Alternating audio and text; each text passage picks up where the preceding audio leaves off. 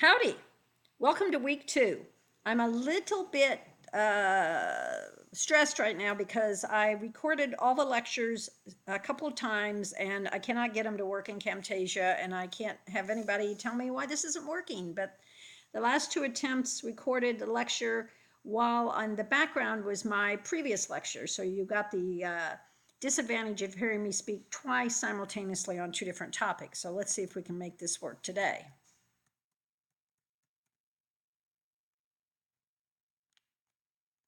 So we're going to talk about risk analytics. And I'm going to tell you right now, you're going to be a little confused about the terminology because the world is confused about the terminology. We tend to use things like uh, hazards. We use old terminology. It'd be like we can call a vehicle a car, an automobile, an SUV, a hybrid, or horseless carriage. And for a long time, cars were called horseless carriages because that's what they were in early technology. And then over time, as the technology became stable, that term went away. Well, we do the same thing in our technology. We tend to talk about terms with older terminology. And in reality, all we, as the technology becomes more stable, we lose that, and the terminology then becomes more standard. So you're going to hear us sometimes talk about analytics or analysis, and they'll seem to be simultaneously, or hazards. But you'll hear me talk about not hazards so much, but impacts. And this has to do with the fact that risk is actually a very old science. Since the dawn of mankind, we have had to deal with risk. So when we talk about risk analytics, we didn't discover this technology. We have only honed it and used it over thousands of years. And now the difference is we have all these wonderful technology tools. The triad, we have hardware, which is cheaper and can store more, and we can store vast amounts of data. We have software that can take those vast amounts of data and manipulate it, slice it, dice it, manipulate it, put it together, take it apart. And then we have this third leg, which people tend to overlook because I think it's all hardware and software, and the growth of algorithms and mathematical and statistical support. Those aren't dead sciences. Those are sciences that are constantly coming up with new ways to evaluate, and the mathematical and statistics actually then become the basis for the software.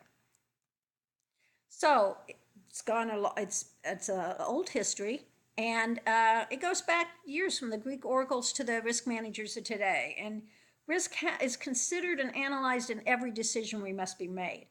My next lecture is going to be on decision analysis, and that is what we want.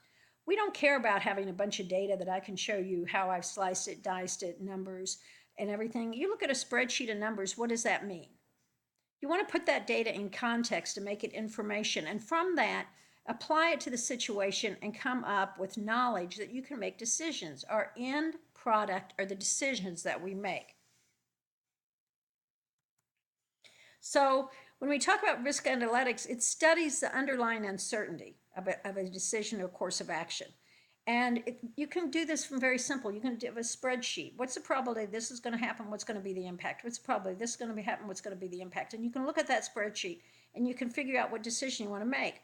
Or now we're moving to artificial intelligence, trained systems that processes and analyzes terabytes and terabytes of data. I posted the article from MarketWatch that talked about the data scientist and how he uses Glassdoor, how he uses self-reported data from employees to detect future problems in enterprises. So let's look at this. When we talk about hazards, we're talking about risk factors. We're talking about risk impact that could happen, or factors itself, sorry, not impact, but factors itself, things that could happen, things that contribute. Hazards, the reason I don't like the term hazards, although it is historical, is because it is a hazard and something bad could happen, but it's on a continuum. Bad things can happen that don't have much meaning, bad things that can happen that have a large severity, right? We talk about the probability and we talk about the severity of that or the impact. So on this slide here, which somehow got chewed up, we talk about the probability, looking at the probability and the severity to do a risk estimation, then looking at our criteria so we can evaluate, and as we'll see in the next lecture, then we can make our decision. Now here's what I want you to understand. Our probability can be very small, but the severity can be very large. So we may have to plan for those events. So that's a black swan event, the tsunami. Very, very, very, very, very, very small probability of a tsunami occurring, as it did, I don't know, 10 or 12 years ago, but the impact of killing 100,000 people. So just because the probability is small, the probability is small to really zero that I'm going to be sitting here talking to you and get hit by an asteroid, but it could happen, right? It's such a small, infinitesimally small probability, we say it's effectively zero, right? Yeah, but the risk, if that did happen, would be pretty bad, right? So others have small probabilities, but could have the impact that we have to plan for them. Obviously, I don't live my life planning to be hit by an asteroid or a meteorite because there's not a lot I could do. But there are small events with small probabilities that could have large consequences. So the hazards, it says, it's a potential source of harm, and it doesn't have to be capable of the only thing capable of causing a harm. So for instance, you can have, as we build these risk complicated networks that cascade throughout the enterprise, we may have a hazard that doesn't seem to be that bad up front, but as something cascades and builds through the enterprise, has more severity attached to it. So it doesn't have to be capable of causing the harm, but it might be a factor that eventually leads to harm. And then risk is a probability that exposure to hazard will cause harm. And just remember my simple one, the probability of loss. That's how I like to look at risk, the probability of some kind of loss. So the example here, which looks like it got scrunched off, is a chainsaw is a hazard if you're using it till longer. Lightning's a hazard if you're working outside. Lightning may not be that big of a hazard to something else because you're not working outside. If you never use a chainsaw, you don't have to worry about it, okay? And then they can cause harm, but this is continuously changing. So what we do is when we talk about hazards, the rate or probability may change over time. So it's a dynamic environment. As a hurricane approaches, I live in Houston, so we watch hurricanes, and it'll say like 5 days out. And this is the model we see, the spaghetti model. It could go this way, this way, this way, this way, this way. You prepared it for the impact. 3 days out, 2 days out, 1 day out, right? So as the probability begins to change, the hazards that cause harm change with that. There's an example here of space. There might be a hazard in space, but because it's so huge, it's, what happens out there doesn't affect anything, right?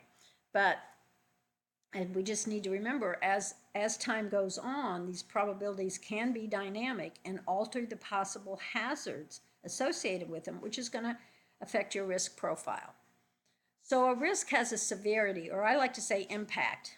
And it uses a couple of common examples here. Flammable clothes, is different than gas-soaked clothes. If you're wearing flammable pajamas, when 30 or 40 years ago, there was a big move and they took a lot of kids' pajamas off the market because the federal regulations was they had to be, it couldn't be flammable, made of flammable material.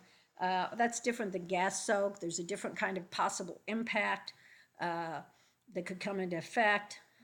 It could be more severe. It could be a different trigger that would cause a flammable clothing to go up as opposed to gas soaked clothing. Uses here the broken dishes. My lecture when I said I wore the mismatched shoes, there's a risk I'm going to put on mismatched shoes, but guess what? At the end of the day, the severity, the impact is very low. So there's always those events, those risks that we have that we discount. So we're going to take the probability and we're going to take the severity and we're going to make an estimation. And the risk managers and strategic managers decide what risk is too much or has to be managed. So remember, there's 4 ways to deal with risk. I can avoid it. I can just say that market is not for me. It's too risky, too much compliance, too much this or that. I'm not going to get in that market. I can accept it. Yes, that market has a lot of problems, but I'm going to go into it. I can mitigate it. Yes, that market has a lot of problems, and I'm going to mitigate the risk by putting in compliance regulations and stuff. I'm not going to eliminate the risk, or I'm going to transfer that risk by using insurance. So what we define as acceptable and what is not is called the risk criteria, how we end up making our decisions. So again, risk evaluation. We take the criteria, we take the estimation, we create this evaluation. This is often called the risk profile.